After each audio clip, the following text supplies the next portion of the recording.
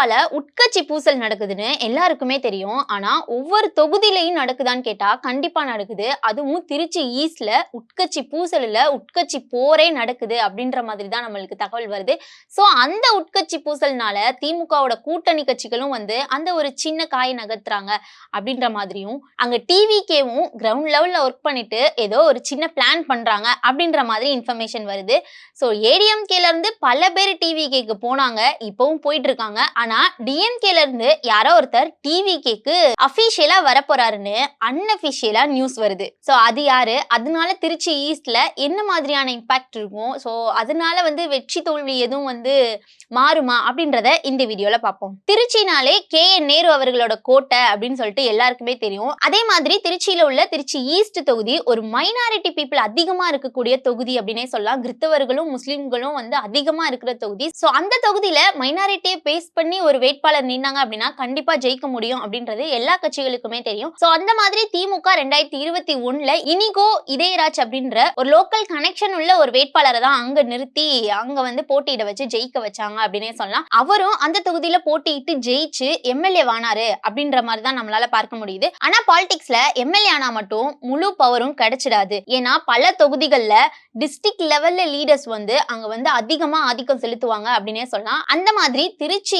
ஈஸ்ட்ல எம்எல்ஏவா இனிகோ இருதயராஜ் அவர்கள் இருந்தாலும் முழு ஆதிக்கமும் KN நேரு அவர்கள் கிட்ட தான் இருக்கு அப்படின்ற ஒரு சின்ன வருத்தம் இருக்கிறதுனால முழுமையா என்னால அதிகாரம் செலுத்த முடியல, எந்த ஒரு ப்ராப்ளமே வந்து என்னால தனித்துவமா செயல்பட முடியல அப்படின்னு இந்த 4.5 வருஷமாவே அவர் சில மன உளைச்சல்ல இருந்தாரு அப்படின்ற மாதிரி சொல்றாங்க. சோ இதனால வந்து அவர் சில டிசிஷன்லாம் எடுத்திருக்கேன் அப்படின்ற மாதிரியும், அவருக்கு வந்து லோக்கல் லெவல்ல அதாவது கனெக்டிவிட்டி மக்கள்கிட்ட அதிகமா இருக்கிறதுனால அவர் டிவிகேல போய் ஜாயின் பண்ண போறாரு அப்படின்ற மாதிரி அன்அபிஷியலா வருது. அதே மாதிரி டிவிகேவும் அங்க கிரவுண்ட் லெவல்ல ஒர்க் பண்ணி அங்க லோக்கல் லெவல்ல யார் வந்து அதிகமா மக்கள்கிட்ட கனெக்டிவா இருக்கா, அதே மாதிரி மைனாரிட்டி பேஸ் பண்ண யாராவது வேட்பாளர் இருக்காங்களா அப்படின்னு சர்ச் பண்ணும்போது இவரோட பேரும் அடிபட்டதுனால அங்க அரசல் புரசலமா மறைமுகமா டிவிகேக்கு ஜாயின் பண்ண போறாரு அப்படின்ற மாதிரி நியூஸ்லாம் வருது. இது எந்த அளவுக்கு உண்மைன்னு தெரியல. ஆனா ஏடிஎம்கேல இருந்து நிறைய பேர் போனாங்க, அது வந்து அபிஷியலாவே போனாங்க. அதே மாதிரி டிஎம்கேல இருந்து டிவிகேக்கு போக போறாங்களா அப்படின்ற ஒரு கேள்வியும் எல்லார் இடத்துல இருக்கு அப்படின்னே சொல்லலாம். சோ அதே மாதிரி திருச்சி டிஎம்கே பாலிடிக்ஸ பத்தி நம்ம பேசணும் அப்படின்னா KN நேரு அவர்கள் ஒரு தவிர்க்க முடியாத நபரா தான் இருக்காரு. ஏன்னா வந்து பல ஆண்டுகளா வந்து அந்த மாவட்டத்தோட அதாவது டிஎம்கேவோட ஒரு இன்ஃப்ளூயன்சர் லீடர் அப்படின்னே சொல்லலாம் KN நேரு அவர்களை. அதே மாதிரி ஒரு பொலிட்டிக்கல் டெபேட் இருந்தாலும் சரி, ஒரு அரசியல் ஒரு ஃபைனல் பவர் எதுனாலும் வந்து அந்த டிஸ்ட்ரிக்டோட முழு அதிகாரமே வந்து KN நேரு அவர்கள் கிட்ட தான் இருக்கும். அதாவது திருச்சி மாவட்டத்துல திமுக பொதுக்கூட்டமா இருக்கட்டும், ஏதாவது ஒரு அரசியல் மாநாடு இருக்கட்டும், எதா இருந்தாலும் அதை தலைமை ஏற்றும் சரி, ஒரு அதிகாரப்பூர்வமான ஒரு முடிவு எடுக்கனாலும் KN நேரு அவர்களை தவிர்த்துட்டு எந்த ஒரு முடிவும் வந்து இதுவரை எடுக்கப்படல அப்படின்ற மாதிரி தான் அரசியல் வட்டாரங்கள் சொல்லப்படுது.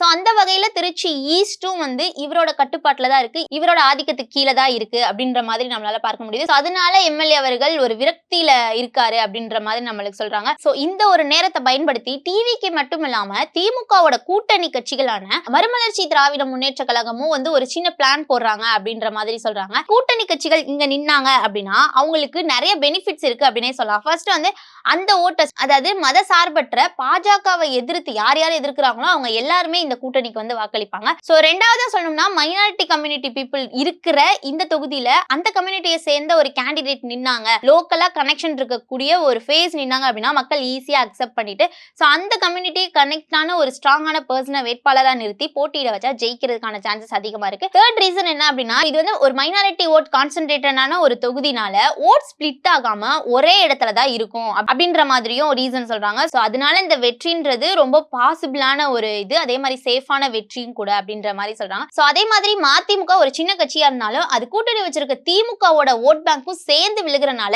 மதிமுக ஜெயிக்கிறதுக்கான சான்சஸ் அதிகமா இருக்கு அப்படின்ற மாதிரி சொல்றாங்க. சோ இதனாலதான் மைனாரிட்டி ஸ்ட்ராங் ஹோல்டா இருக்கிற தொகுதிகள்லாம் அலையன்ஸ் பார்ட்டி நின்னாங்க அப்படின்னா ஜெயிக்கிறதுக்கான சான்சஸ் இருக்கு. ஏன்னா ஒரு சின்ன பார்ட்டி வேற ஏதாவது ஒரு தொகுதியில போட்டிட்டு அங்க நின்று தோக்குறதுக்கு பதிலா ஒரு மைனாரிட்டி கம்யூனிட்டி அதிகமா இருக்கிற ஸ்ட்ராங்கா இருக்கிற ஒரு தொகுதியில போட்டிட்டோம் அப்படின்னா ஒட்டுமொத்த ஓட்டும் அதாவது ஸ்பிளிட் ஆகாம அந்த ஒரு சின்னத்துக்கு வந்து விழுகும் அப்படின்ற ஒரு நம்பிக்கை இன்னும் பார்க்க தான் படுது. அதுவும் தான் வந்து இவ்வளவு நாள் எலெக்ஷன் ஹிஸ்டரியில அது ஒரு மித்தா இல்ல உண்மையா சொல்லப்படுது அப்படின்னே சொல்லலாம். சோ இந்த தொகுதியை பொறுத்தவரையும் KN நேரு அவர்களை அதிகமா ஆளுமை செலுத்திட்டு இருக்கிறதுனால KN நேரு அவர்களோட ஆதரவாளர்கள் யாருக்காவது கொடுக்கலாம் அப்படின்ற ஒரு கருத்தும் போயிட்டு இருக்கு. அதே நேரத்துல இனிகோ இதயராஜ் அவர்கள், அதாவது 2021ல போட்டியிட்ட திமுக வேட்பாளர் இனிகோ இதயராஜ் அவர்கள் டிவிக்கு சார்பில் போட்டியிடலாமா அப்படின்ற ஒரு கேள்வியும் இருக்கு.